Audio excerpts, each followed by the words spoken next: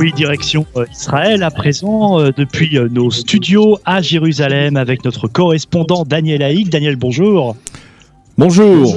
Et nous commençons ce journal en parlant des implantations juives de Judée-Samarie qui seront à l'ordre du jour aujourd'hui sous différents aspects. Oui, Binyamin Netanyahou a effectivement demandé à l'administration Trump un feu vert pour la construction de milliers d'unités de logement dans le quartier d'Atarot au nord-est de Jérusalem. Selon certaines sources, Netanyahou devrait évoquer cette demande aujourd'hui lors de la visite que doit effectuer le secrétaire d'État américain Mike Pompeo dans la localité juive de Psagot, située là aussi au nord de Jérusalem. Il s'agit d'une visite historique puisque Mike Pompeo sera le premier secrétaire d'État américain à se rendre ainsi dans une localité juive de Judée et Samarie.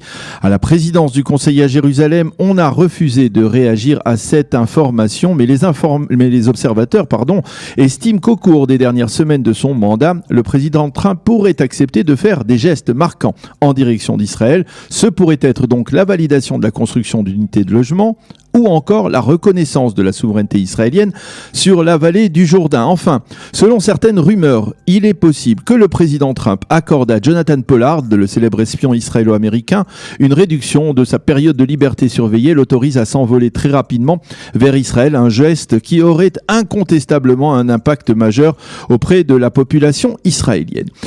Hier, le chef de la diplomatie du Bahreïn, Abdellatif El-Ziyani, était en Israël pour une visite également historique. À la tête d'une délégation importante, il s'est félicité de la normalisation entre son pays et l'État d'Israël.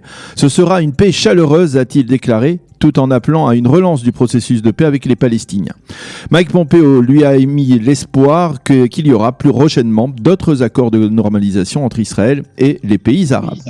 Par ailleurs, le roi Abdallah de Jordanie s'est rendu hier à Abu Dhabi pour y rencontrer le roi du Bahreïn et le prince héritier d'Abu Dhabi. Selon des sources bahreïnies, ce sommet aurait été essentiellement consacré à l'instauration d'un front commun face à la menace du nucléaire iranien et en perspective de l'arrivée de l'administration Biden.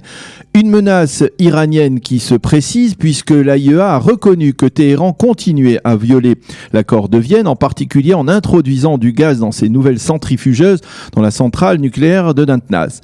Ces déclarations n'ont pas du tout fait plaisir aux dirigeants iraniens qui ont menacé, je les cite, d'écraser tous ceux qui oseront attaquer leur pays.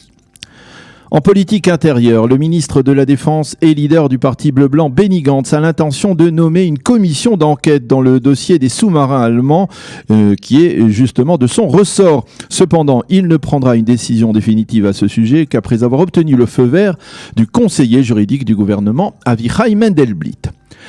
Le cabinet Corona a autorisé les propriétaires de magasins en Israël ayant pignon sur rue à augmenter de manière considérable leur nombre de clients. Jusqu'à présent, seuls 4 clients étaient autorisés à pénétrer ensemble dans ces magasins, quelle que soit leur superficie. Désormais, il sera possible de faire entrer un client pour chaque 7 mètres carrés, mais tout de même à condition qu'il n'y ait pas plus de 10 clients en même temps. Cela devrait permettre de réduire les queues monstres de clients impatients qui se sont formés depuis plus d'une semaine devant les grands magasins israéliens. Par ailleurs, les autorités israéliennes ont autorisé la réouverture des restaurants et des attractions touristiques dans la ville d'Eilat et à la mer Morte. Cela devrait permettre aux milliers de touristes israéliens qui ont pris d'assaut hier ces deux zones balnéaires de diversifier leurs loisirs. On a recensé hier 555 nouveaux malades, dont 309 sont dans un état grave et 125 sous assistance respiratoire. Le taux de positif parmi les nouveaux malades est de 1,5% depuis le début de l'épidémie. On a décompté 2739 décès en Israël. En marge, on signale au sein des services de santé publique que seuls 15% de la population israélienne se sont fait vacciner jusqu'à présent contre la grippe. Et puis Daniel, nous terminons ce journal par une information qui ne va pas manquer d'intéresser de nombreux juifs de France qui ont de la famille en Israël. Oui, effectivement, hier, la commission parlementaire de l'intégration a décidé, à la demande de son président David Bitan, député Likoud, de valider une résolution qui devrait rassurer d'une certaine manière de nombreux juifs de France. En effet, désormais, tout juif de France, ou même tout juif du monde entier, qui n'est pas israélien, mais qui a des enfants ou des petits-enfants, nouveaux immigrants installés en Israël depuis moins de 4 ans, pourra obtenir une autorisation de séjour en Israël, ce qui n'était pas le cas jusqu'à présent. Voilà donc pour cette information importante. La météo pour terminer, le temps toujours très doux pour la saison. Il fera 22 degrés à Jérusalem, 26 à Tel Aviv et 28 degrés à Eilat. C'est la fin de ce premier journal d'information.